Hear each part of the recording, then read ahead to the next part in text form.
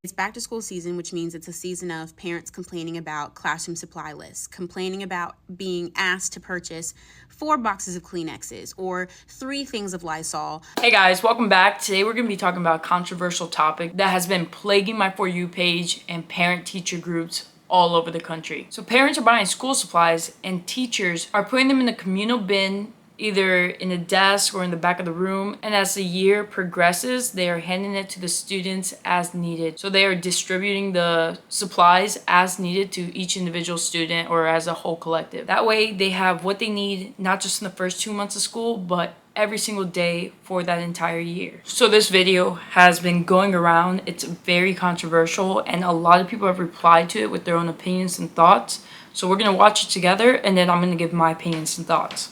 So I'm going to say this since no other parent is saying it. And I'm definitely qualified because I have 5 children. I have 2 sets of twins and a teenager. I'm a parent who does not buy school supplies.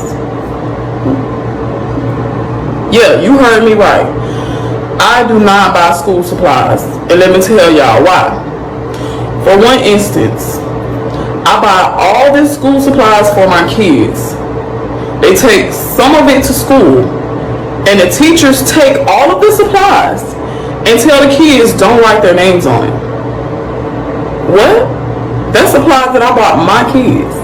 And no offense, I'm not trying to share with no other kids. I'm sorry, I'm not trying to share, okay? And this was before the economy got bad. I bought it just for my kids, okay? Another bad experience I had with school supplies. I used to homeschool back in maybe 2020, 21, somewhere around there when, it was popping, right? Do you know the school district didn't give me anything for my homeschool program? Because that's what they call it, a program, okay? They didn't give me nothing. So since they didn't give me anything for my program, and then when they enter back into your program, I'm not buying nothing. Anything that my kids need to succeed, you provide everything, okay? I'm not providing anything but the body, and I'm barely doing that. You better be glad I'm doing that. And then also, when your child goes to a Title I school, that means the school gets grants, okay? The school gets grants to buy school supplies, computers, books, tablets, all this kind of stuff, right? Field trips, all of that. I don't pay for field trips either. I don't pay for anything. You want them to be there, you're going to provide everything, a full ride scholarship, okay? All right, just like they're in college. So again, I am one of those parents who strongly believe in not buying any school supplies. You can take me down in the comments. I don't give not one. And we'll touch on that Title I thing because she thinks she's making a point, but she's not. So she was so close to understanding the point, and then the point went right over her head, right? Let's think about this a little bit closer. She has 5 children, all right?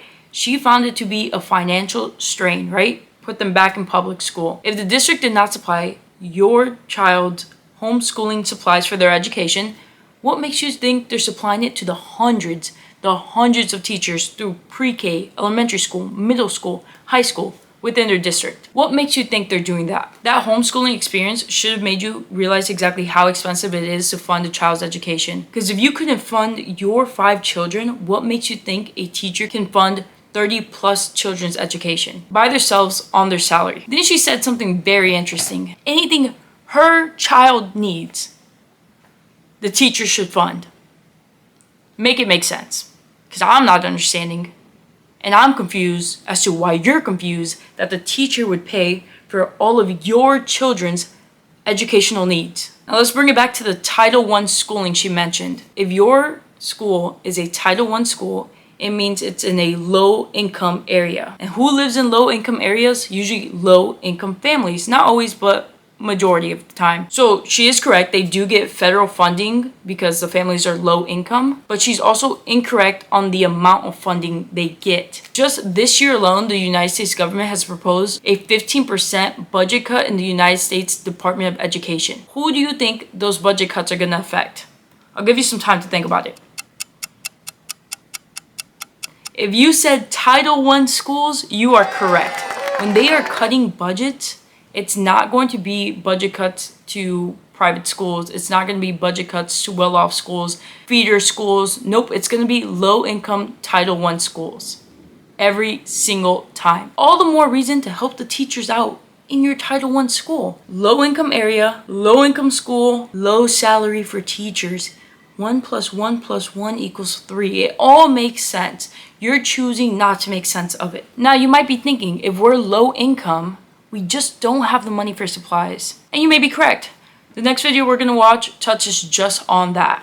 If you are taking a parent's school supplies that they worked hard for, you don't know how many hours they worked to be able to afford that outside of normal bills and groceries, especially in this economy. If you are taking that and putting it without permission into a community bin, you are stealing. There's no way, shape, or form how to word that. When you make a school supply list, you should have what the exact child needs, and that should go to that child and that child only. You should have a portion for extras that you need throughout the school year so that people can willingly feel pass it out. And maybe they don't all give it to you at the beginning of the year. You could ask 5 times a year for donations, because some parents might have more money in August and some people might have more money in December. And you could get your donations throughout the year. The parents don't got it. They're low income, they're this, they're that. Okay, but you get the 3 months off in the summer, and if you know that you are in a predominantly really poor area to where they really can't even afford to buy their own kids school supplies, maybe then you should go to the school supply drives and get some free school supplies for your classroom. Alright, we're going to stop it there. We're not going to watch that whole video. If a teacher asked you guys to donate 5 times a year, you guys would be on this app talking about how your teacher's asking you to donate 5 times a year. So that's just not going to happen. I do understand where this lady is coming from. If you live in a low income area and you're a low income family, the strain of back to school can be a lot. I do understand that. Buying backpacks, buying school supplies, I guess you could say buying books. From my experience in my public school, you didn't really have to buy books. Like, your books were signed out to you and then you just kept them in the classroom, took them home, but they were your books for the year. The only time you really had to pay for books is if you destroyed the book and they had to replace it.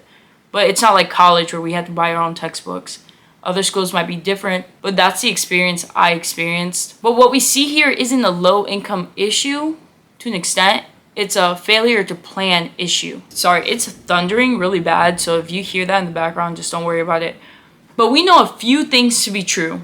Christmas is in December, 4th of July is in July, and back to school happens in the fall. It's the same time every year. It's not like back to school is in August this year, and June next year, September this year, and May next year. Every year, back to school is in the fall. It's not a surprise, and your children are not new to you in most cases. Like, you've known you had children for a minimum of at least 5 years. Like, you start school around the age of 5. So for at least 5 years, you know about the existence of your child. So it's not new. It's not like someone dropped a child off to you today and they have to go to school tomorrow. Like, you know about the existence of your child and you know about the existence of school. This is the importance of financial literacy. And I don't want to hear that no one ever taught you financial literacy, because that is a responsibility on each and every person. It is your job to go out and seek the knowledge, seek the education to better yourself. No one is born and immediately given a class on finances. It just doesn't happen like that. If you find back to school shopping to be a financial strain on you every single year, you need to do something that's called a sinking fund. And what a sinking fund is you set aside small amounts of money throughout a certain amount of time for a very specific purpose. So for you, it would be back to school, right? So what I would do personally, and this isn't financial advice, this is just what I would do personally, I would grab one envelope per child. And you don't have to go out and buy envelopes. I'm sure you get junk mail. Open the mail up, throw away the junk mail, keep the envelope. Per child, I would have one envelope and I would label it back to school funds. And every month I would add a minimum of $20. You do that for 12 months, boom, you have $240 come back to school time. You can even add a little bit more if you need to and label it just school. They have a field trip coming up, you take it from the back to school fund. They need something for a project, you take it from the back to school fund. But I'm talking about a minimum of, let's say, $20. If you do overtime, if you pick up an extra shift, you can add a little bit more. It would only benefit you in the future. But let's say you kept the minimum $20 and you're only keeping it strictly for back to school. When fall comes around, you have $240 to start school. That should help with registration. That should help with back to school supplies. That should basically get your child up and going. And if you need to add any additional money, it's a lot easier to add an additional $100 than to start from zero and have to come up with $340. There is a teacher who actually talks about how parents are referring to the communal bins as stealing. Let's unpack this. It's bad enough that the school supplies that we buy are community and the teacher takes them. I want teachers to chime in here. I think specifically I'm having a problem with the word takes. I'm not stealing anyone's school supplies. Takes gives me the vibe that I'm like collecting them and bringing them home and just distributing them to my children. I'm not doing that. But here's the thing. Are we asking for like jumbo packs of glue sticks? Yes. Are we asking for 4 boxes of crayons? Yes. Is that because we want your child to walk around with a giant bag full of 4 boxes of crayons and 2 things of markers and a giant 30 pack of glue sticks? No, we don't actually think that they should carry all that around all the time. But you know what we do know? They're going to use it. We don't make these school supply lists like at random. And 9 times out of 10, if there's something on there that we're not going to need, we will let the parents know or send it back home. But we do have many years experience to know exactly how many glue sticks we're going to need throughout the school year. And exactly how often we have to throw away all the dry erase markers because they dry up that quickly. Especially when you want to buy the different brands that are on the school supply list, I understand. Sometimes it's cheaper, sometimes it's cuter. But so much thought goes into those school supply lists. Like there is a reason that we ask for certain brands. And it's to help you because they last longer. There's a big parent uproar right now about school supplies. And is it expensive? Yes. Do you know how we know that it is so expensive? Because we end up buying and supplying them for 20 to 30 kids for about half the year when parents don't want to buy school supplies. And there's a difference between can't and don't want to. I'm not talking to the can't group, I'm talking to the don't want to group.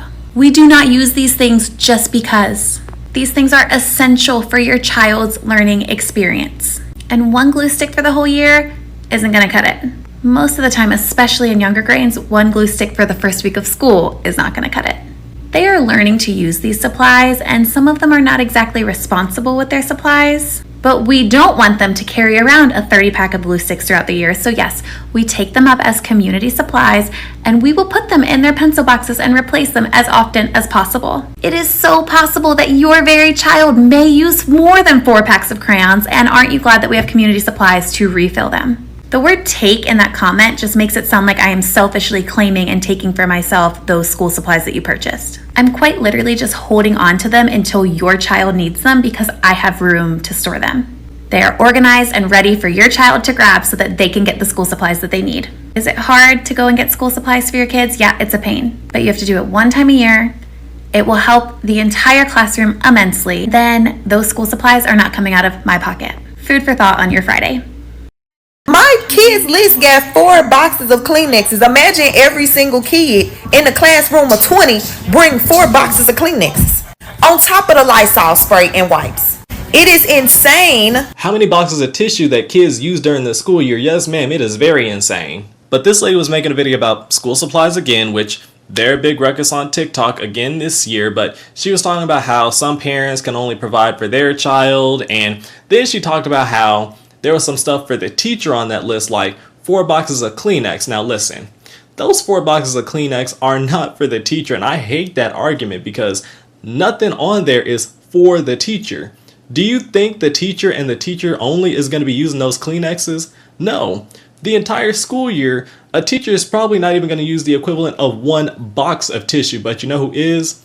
The students, including your child. Your child's going to get a runny nose, and your child's going to use some tissues too. And during cold and flu season, do you know how quickly they run through those tissues?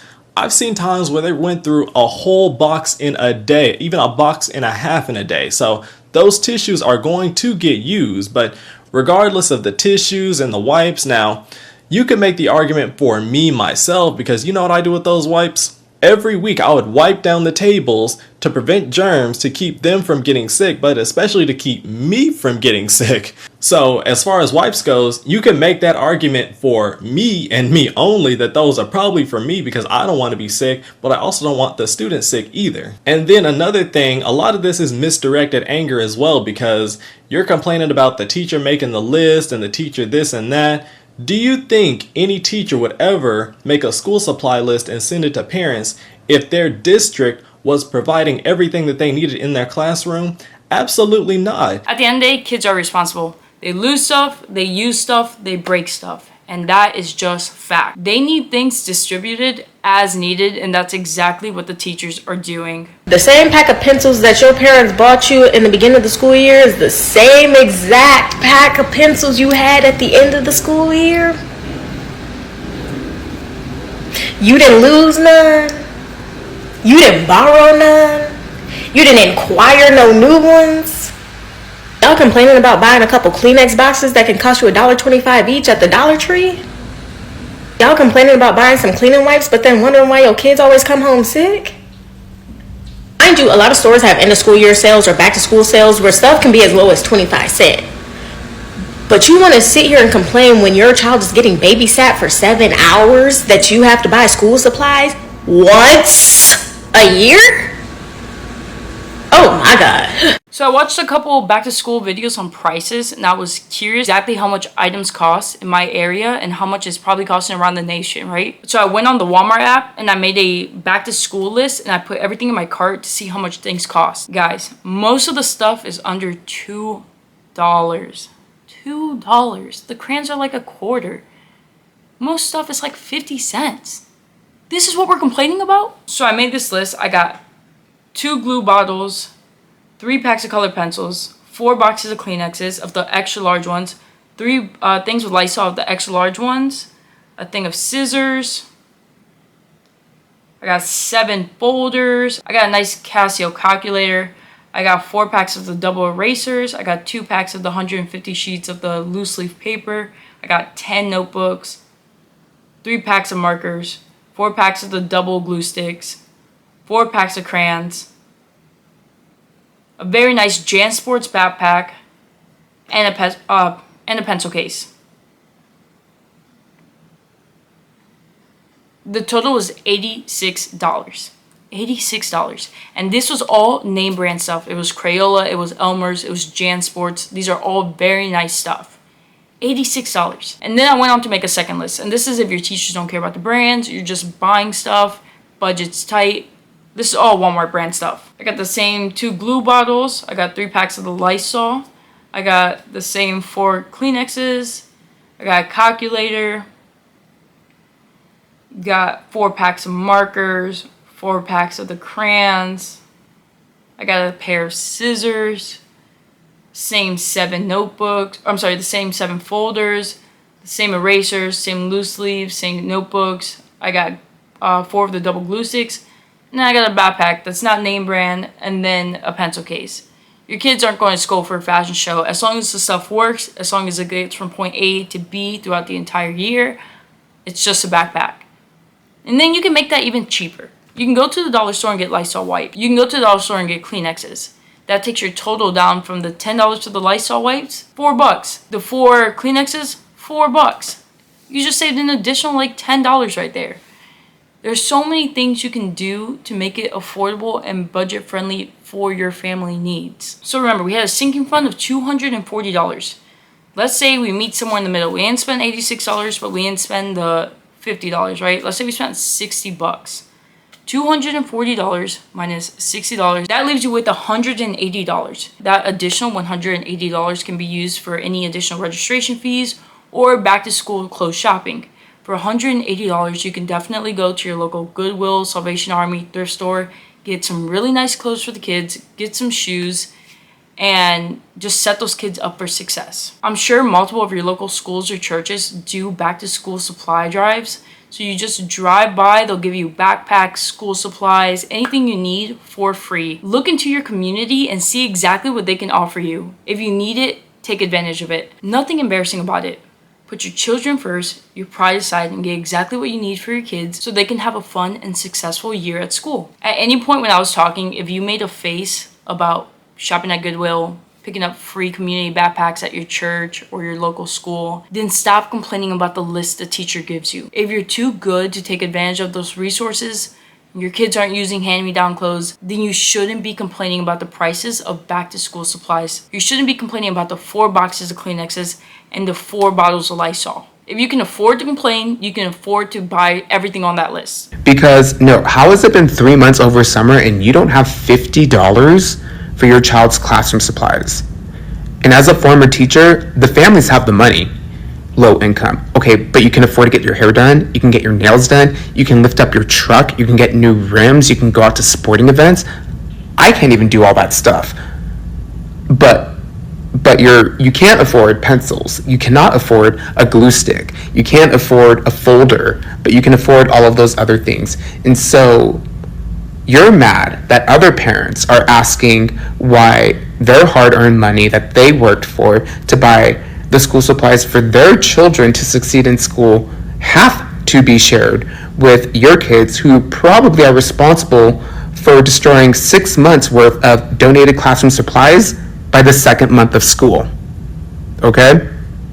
Maybe teach your kids how to treat classroom materials the right way, and you can start off by actually exposing them to classroom materials. Do you even have a pencil at home? Do you have scissors at home? Because I know you have an iPad.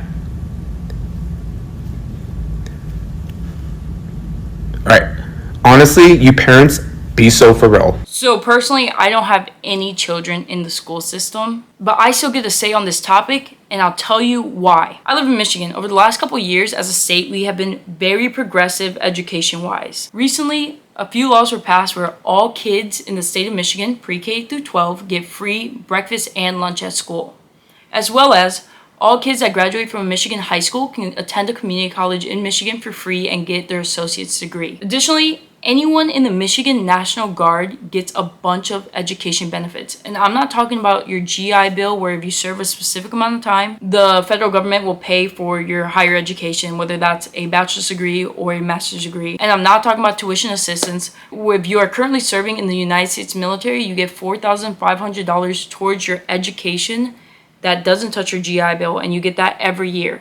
I'm talking about if you currently serve the Michigan National Guard, whether it's the Army or the Air Force, not only do you get that tuition assistance, the state of Michigan gives you $14,400 every year to go towards higher education. Whether it's your bachelor's, your master's, your associate's degree, doesn't matter. It can be used for trade schools. It can be used to get your private pilot's license.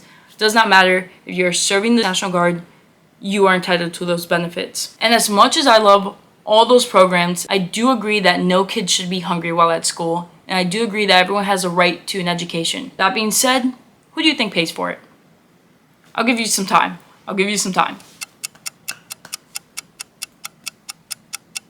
The taxpayers. If you said the taxpayers, you are correct. People like myself, people like my parents, my siblings, my friends, they pay for it. I don't have any children pre-K through 12th grade. My siblings aren't pre-K through 12th grade. My parents don't go to those schools. My parents don't have any children in those schools. Yet we pay for it. We pay for the free lunches.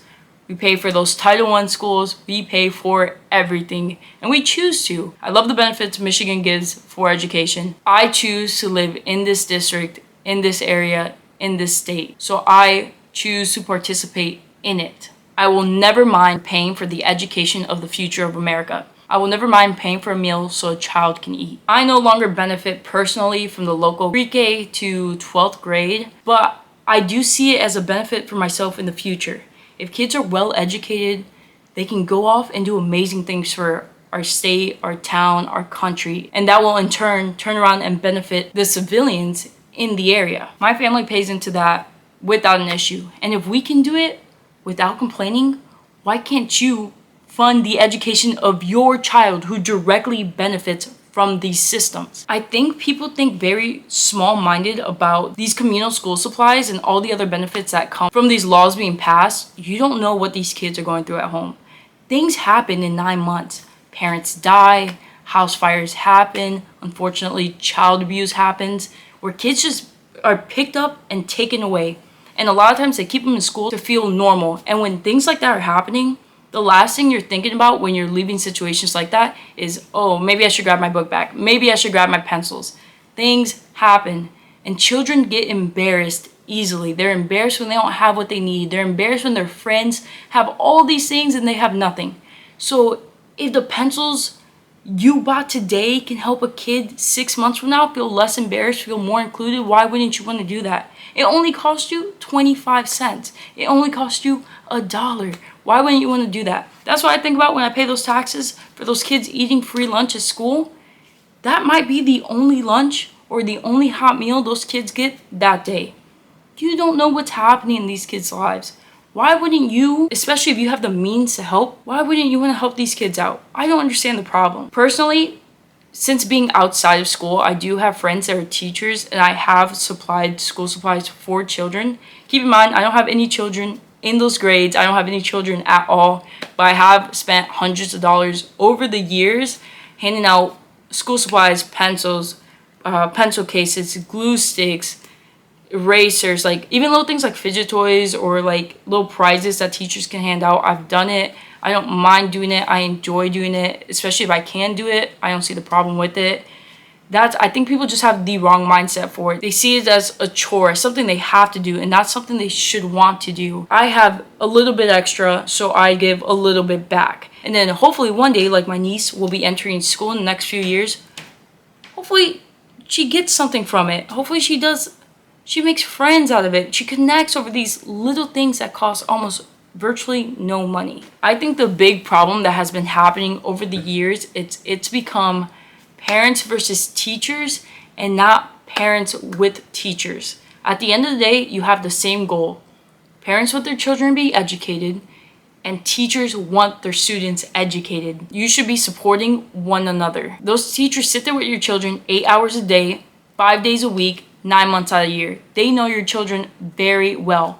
And if you really break it down, if you get to go and work during this time, or even if you stay at home, it's essentially free childcare, and childcare is expensive. So why wouldn't you want to help the teachers out who are raising your children any way you can? I'll tell you a little story. So growing up, I actually wasn't that good of a student. I was a little bit of a troublemaker. If any of my teachers ever see this video, 100% they can agree I was a little bit of an issue. And my parents always took the teacher's side, right? I'd tell them what happened, but as the years progress, if you have the different teachers saying the same thing about your child, I promise you they're not all in cahoots to get your child in trouble. Your child is definitely the issue, and I was definitely the issue. So at parent-teacher conferences in like elementary school, even middle school, my parents would tell the teachers. My parents are very, very Hispanic, but they would tell the teachers that if I acted up, that they could spank me. And the teachers would laugh, but my parents were like genuinely serious. Like if I acted bad and I was disrupting the entire class or being disrespectful, like they could go ahead and spank me. And obviously my teachers never did. It's super illegal. But my parents were 100% for the teachers. They were there to support the teachers.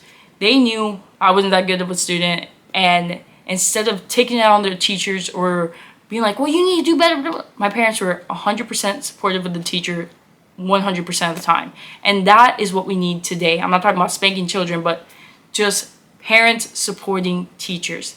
Everyone wants a village, but no one wants to be a villager. Everyone wants a community, but no one wants to give back to that community. But when things go wrong, you expect other people to help you.